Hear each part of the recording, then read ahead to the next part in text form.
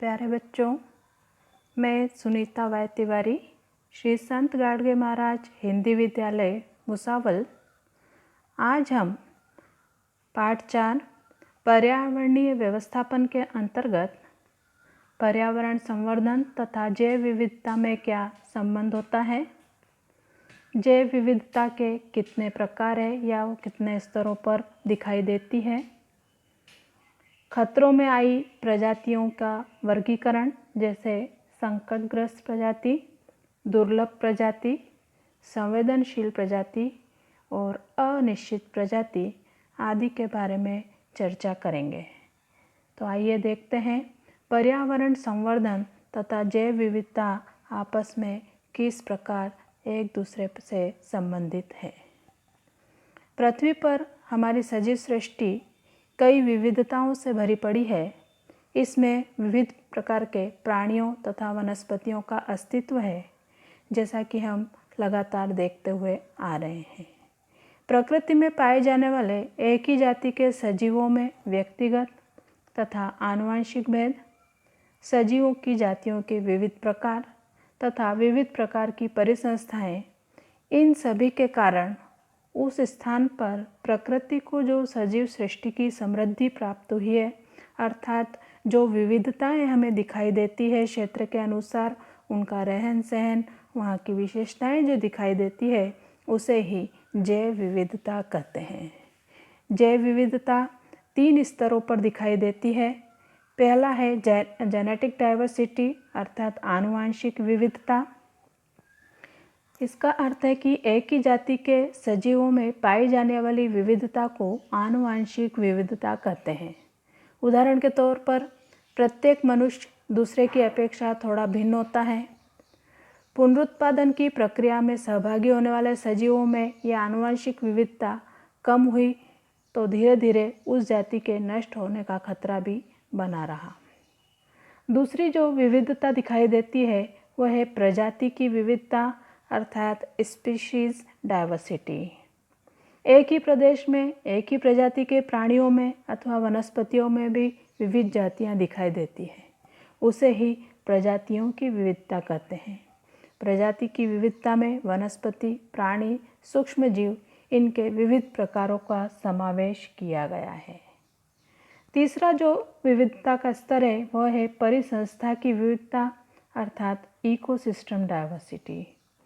प्रत्येक प्रदेश में अनेक परिसंस्थाओं का समावेश होता है। किसी प्रदेश के प्राणी तथा वनस्पति, उनका अधिवास तथा पर्यावरण में अंतर, इनके संबंधों से परिसंस्था की निर्मित होती है।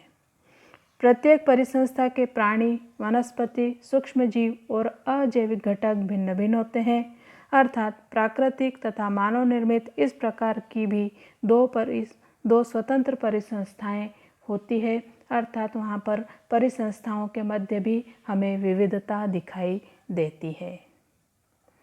अब देखते हैं हम कुछ खतरे में आई हुई प्रजातियों का वर्गीकरण अर्थात एंडेंजर्ड जोन के अंतर्गत कौन कौन सी प्रजातियाँ आ गई हैं। तो पहला जो वर्गीकरण है वह संकटग्रस्त प्रजाति के आधार पर किया गया है। इन प्रजातियों की संख्या बहुत ही कम प्रमाण में शेष दिखाई दे रही है या उनका अधिवास इतना संकुचित हुआ है कि विशेष उपाय योजना न करने पर आने वाले समय में इनकी प्रजातियां नष्ट हो सकती है, जैसे लॉयन टेल्ड बंदर और तृण मोर। दूसरा है रेयर स्पीशीज यानी दुर्लभ प्रजाति। इन प्रजातियों की संख्या बहुत ही कम होती है। ये प्रजातियां स्थान विशिष्ट के होने के कारण शीघ्र गति से लुप्त होने के कगार पर हो सकती है, जैसे रेड पांडा, कस्तूरी मृग। तीसरा जो है वह है संवेदनशील प्रजाति।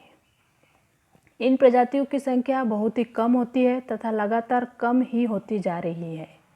संख्या में लगातार होने वाली कमी ही इस प्रजाति के विषय में चिंता का कारण है, जैसे पट्टे वाले बाघ, गिर के सिंह। चौथा जो वर्गीकरण है वह है अनिश्चित प्रजाति।